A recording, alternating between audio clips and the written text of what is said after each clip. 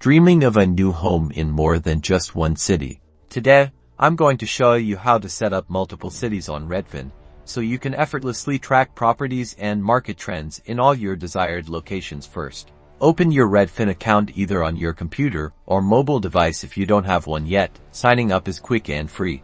Once you're logged in, look at the search bar at the top of the page. This is where the magic begins. Type in the first city you want to track and select it from the drop-down menu. For example, let's start with Seattle.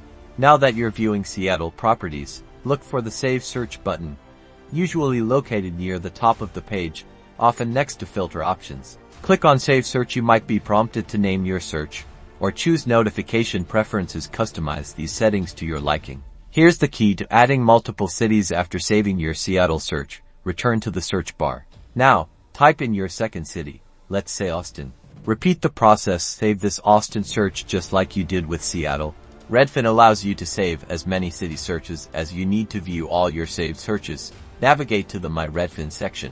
Click on Saved Searches, and you'll see a list of all the cities you're tracking. Now you can easily switch between cities and compare market trends, all in one place. It's that simple. Happy house hunting.